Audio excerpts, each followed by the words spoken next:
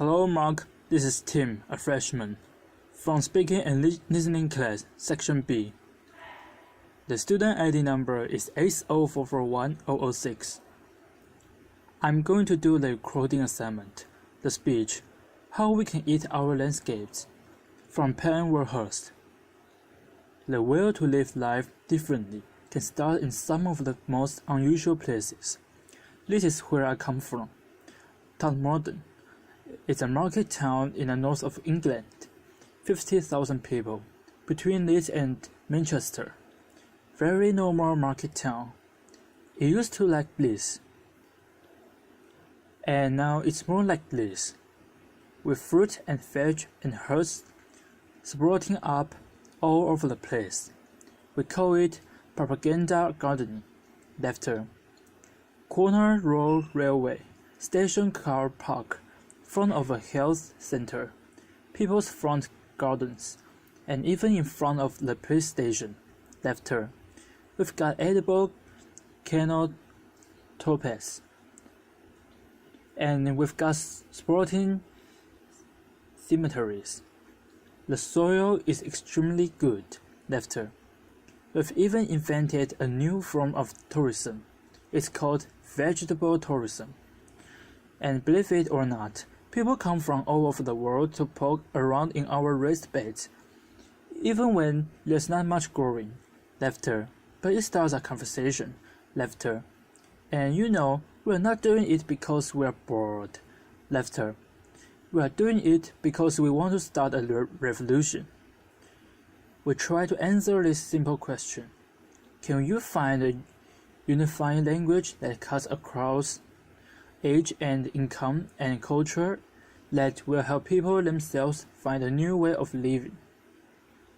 See spaces around them differently. Think about the resources they use differently. Interact differently. Can we find that language, and then can we replicate those actions? And the answer would appear to be yes, and the language would appear to be food. So 3.5 years ago, a few of us sat around the kitchen table and we just invented the whole thing. Laughter. A pause. We came up with a really simple game plan and we put a public meeting. We did it not consult. We did not write a report. Enough of all that. Laughter. And we said to the public meeting in Todmorden, look, let's imagine that our town is focused around 3 plates. A community plate, the way we live our everyday lives. A learning plate, what we teach our kids in school and what new skills we share amongst ourselves. And business, what we do with the pound in our pocket and which businesses we choose to support. Now let's imagine those places agitated with community actions around food. If we start one of those community plates spinning, that's really great. That really starts to empower people. But if we can then spin that community plate with the learning plate, and let's spin it with the business plate, we've got a real show there. We've got some action theater. We are starting to build resilience ourselves. We are starting to reinvent community ourselves. And we've done it all without a flipping strategy document. A pause. And here's the thing as well. We've not asked anybody's permission to do this. We're just doing it. Laughter. And we are certainly not waiting for that check to drop through the letterbox before we start. And most importantly of all, we are not daunted by the sophisticated arguments that say, these small actions are meaningless in the face of tomorrow's problems, because I have seen the power of small actions, and it is awesome. So back to the public meeting. Laughter. We put that proposition to a meeting. 2 seconds, and then the room exploded. I have never ever experienced anything like that in my life, and it's been the same in every single room. In every town that we've ever told our story, people are ready and respond to the story of food. They want positive actions that they can engage in. And in their bones, they know it's time to take personal responsibility and invest in more kindness to each other and to the environment. And since we had that meeting 3.5 years ago, it's been a heck of a roller coaster. We started with a seed swap, really simple stuff, and then we took an area of land, a strip on the side of our main road, which was a dog toilet, basically, and we turned it into a really lovely herb garden. We took the corner of the car park in the station that we saw, and we made vegetable beds for everybody to share and pick from themselves. We went to the doctors. We've just had a £6 million health center built in Tottenham, and for some reason that I cannot comprehend, it has been surrounded by prickly plants. Laughter. So we went to the doctors, said, "Would you mind us taking them up?" They said, "Absolutely fine, provided you get planning permission and you do it in Latin and you do it in triplicate." So we did. Laughter. And now there are fruit trees and bushes and herbs and vegetables around like doctor's surgery. And there's been lots of other examples, like the corn light was in front of the police station, and the old people's home that we've planted it with food that they can pick and grow. But it isn't just about growing, because we all are part of this jigsaw. It's about taking those artistic people in your community and doing some fabulous designs in those raised beds to explain to people what's growing there.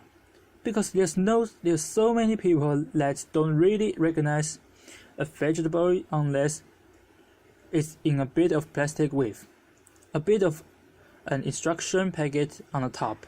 Laughter. So we have some people who design these things. If it looks like this, please don't pick it. But if it looks like this, help yourself. This is about sharing and investing in kindness.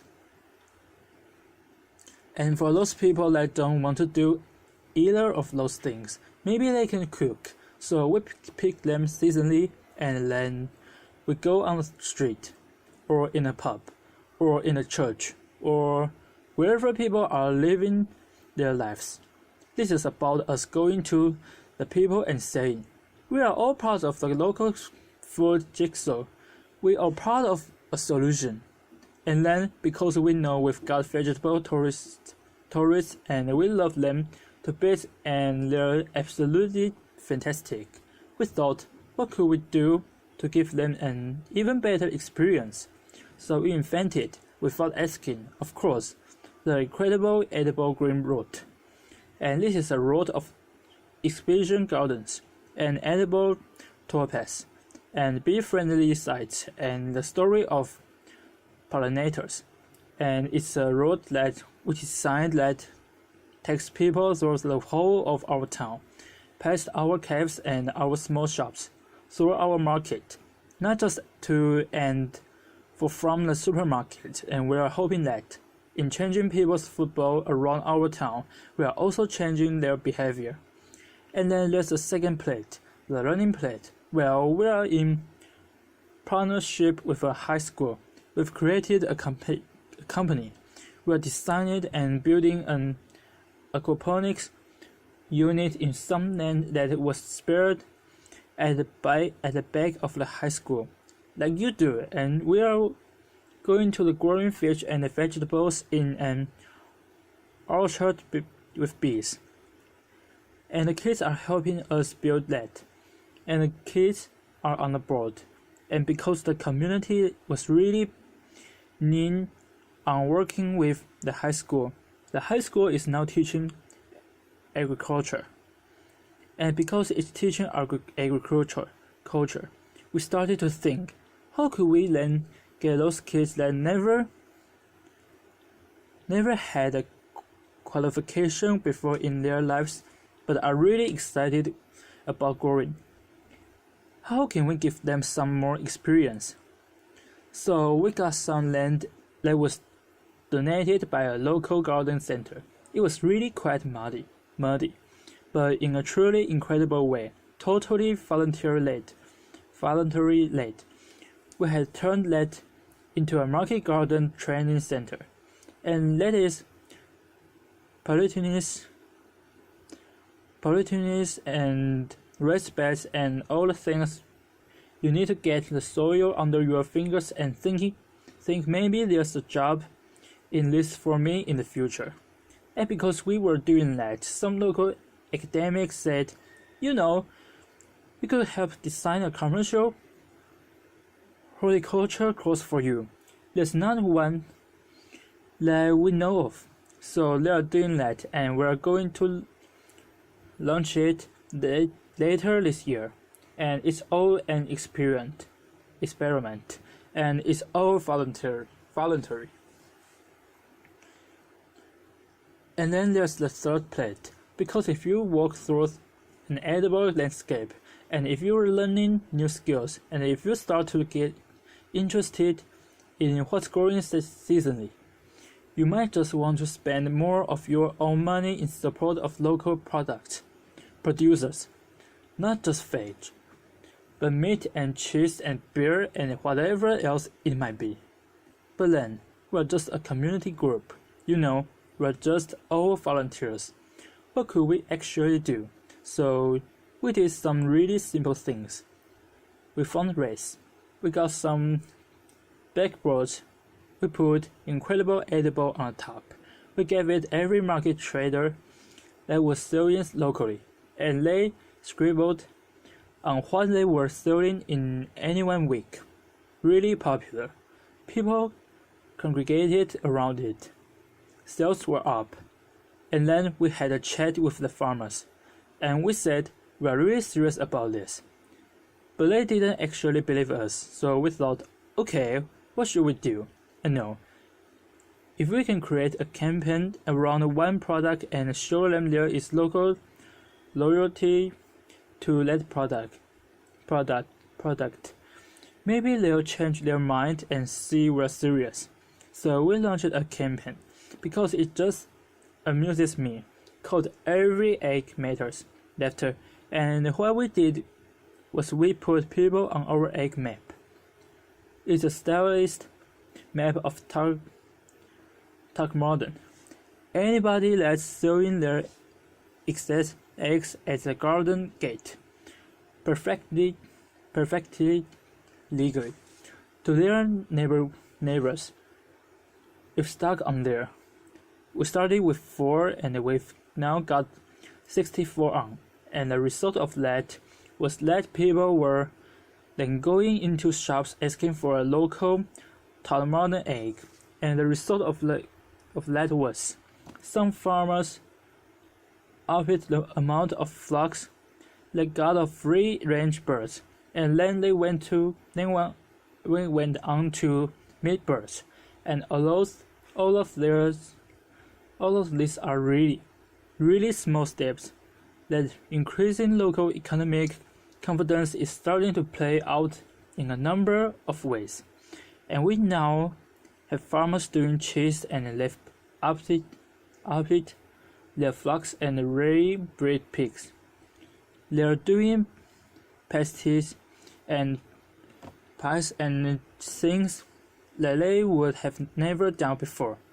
We've got increasing market stalls selling local food, and in a survey that local students did for us, 49% of all food traders in that town said that their bottom line had increased because of what we were actually doing, and we were just volunteers, and it's only an experiment.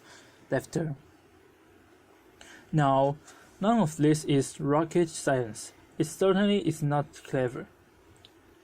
and it's not original, but it is joined up, and it is inclusive. This is not a movement for those people that are going to sort themselves out anyway.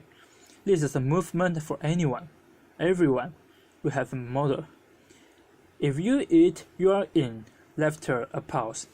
Across age, across income, across culture.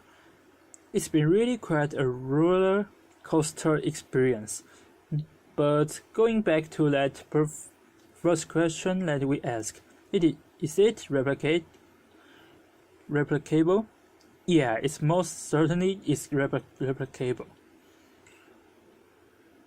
More than 30 towns in England now are spinning the incredible edible plate. Whichever way they want to do it, of their own volition. They are trying to make their own lives differently. And all worldwide, we've got communities across America and Japan. It's incredible, isn't it? I mean, America and Japan and New Zealand. People after the earthquake in New Zealand visited us in order to incorporate some of this public spiritedness around local growing into the heart of Christchurch. And none of this takes more money, and none of this demands bureaucracy. But it does demand that this thing thinks differently, and you are prepared to bend budget and work programs in order to create that supportive framework that communities can bounce off. And there's some great ideas already in our patch. Our local authority had decided to make everywhere incredible edible, and in support of that have decided to do two things. First, they are going to create an asset